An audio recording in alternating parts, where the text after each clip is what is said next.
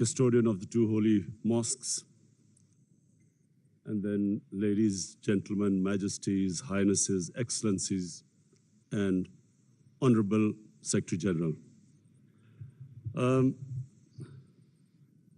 I always pictured that one day I would be speaking at this summit, and I always promised myself that whenever I got this opportunity, I would raise the first and foremost, the most important question about whenever in the Western countries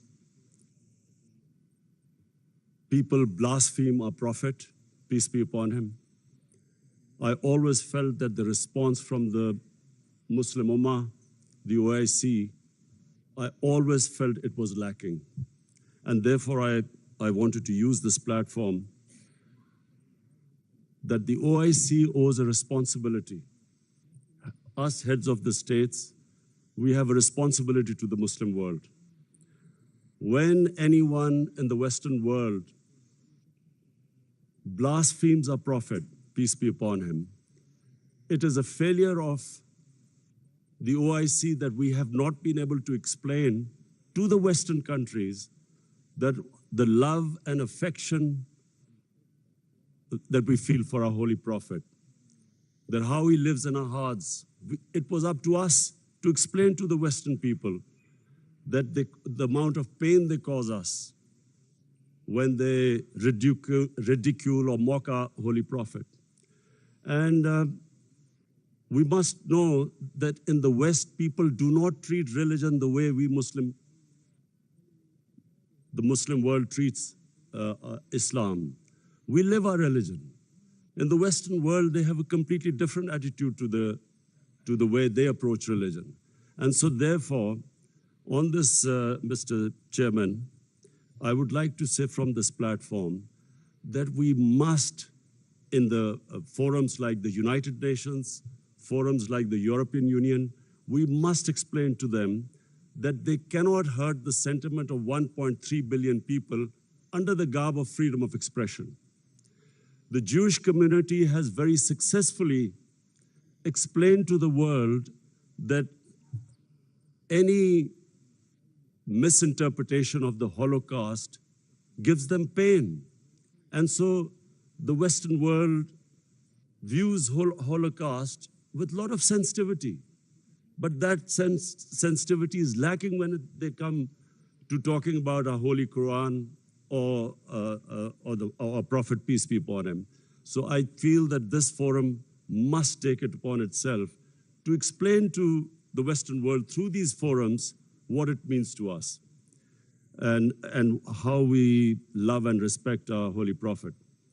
Secondly, the Western world has very, through ignorance, partly, and willfully, they have equated Islam with terrorism, or radical Islam with terrorism.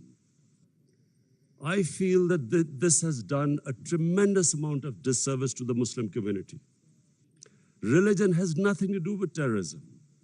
No religion allows killing of innocent human beings. But by doing this, two things have happened against the Muslims. Number one, it has led to Islamophobia. Whenever there is a Muslim involved in terrorism, the word Islamic terrorism or radical Islam, the moment that is referred to define terrorism, the people in the West cannot distinguish between a moderate Muslim and a radical Muslim. So the whole suspicion is raised against Muslims everywhere. This attack in New Zealand by this gunman who goes into a mosque and shoots 50 innocent people is because they cannot understand that Islam has nothing to do with terrorism. And they have this indoctrination that somehow whenever a Muslim is involved in terrorism, it's something to do with Islam. Before 9/11, 80% of the suicide terrorist attacks were by Tamil Tigers. But no one blamed Hinduism for it, and quite rightly, because religion had nothing to do with it. It was a political struggle. When the Japanese in the Second World War indulged in kamikaze pilots who blew themselves up on American ships, but no one blamed the Japanese religion for it.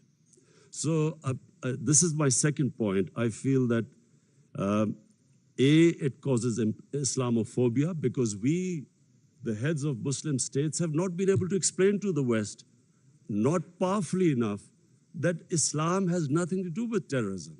Political struggles have everything to do with terrorism. And the second disadvantage which the Muslim world has as a result of this, I'm afraid is that Muslim freedom struggles or Muslim freedom political struggles are delegitimized when they are termed as because of Islamic radicalism. For instance, after 9/11, the people of Kashmir have been conducting a political struggle for their freedom. But after 9/11, it was oppressed, calling it Islamic radicalism and Islamic terrorism. Similarly, the Palestinians. After 9/11, the Palestinians were oppressed, using, the Israeli government used the word Islamic terrorism.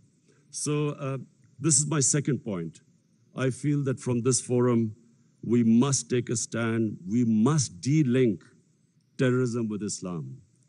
My third point, Mr. Chairman, is about the Muslim world not paying much attention to science and technology. We have an organization called ComStech. I feel that we are on the verge of another industrial revolution with artificial intelligence and blockchain, new technologies coming in. We must not be left behind again.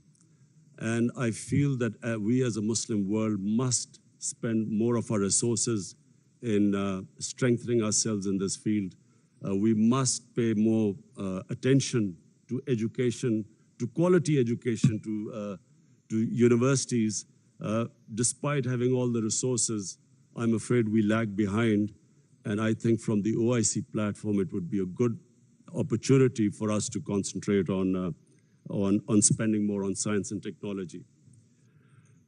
Finally, Mr. Chairman, I would like to say that this is 50 years of OIC, and we all must again reiterate that how this organization came was because of the Palestinians being deprived of their homes, their rights, their human rights, their democratic rights. And so we reiterate again that there is no solution but a two-state solution in Palestine.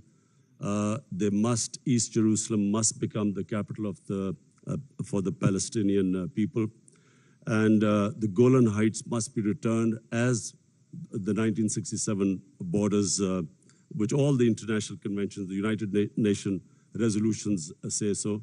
Similarly, I feel that in Kashmir, the people of Kashmir, again, have not been given their right to self-determination, as was guaranteed by the world community in 1948 through a UN resolution. The people of Kashmir recently have suffered a lot of oppression, and I do feel that us as a body, the OIC, must stand with the oppression that is going on in the Muslim world. I finally want to thank again King Salman bin Abdulaziz Al Saud for his great hospitality. I especially want to thank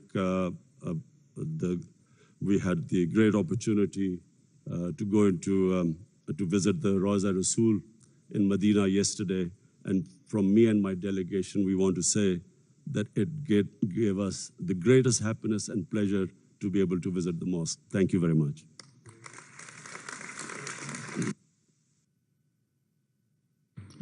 أصحاب الجلالة والفخامة والسمو، نتمنى منكم الاختصار الشديد لأنه من الواضح Majesties, Highnesses, Excellencies, you are kindly requested to be concise. We will not be able to give the floor to everyone. I now give the floor to the President of Kyrgyzstan.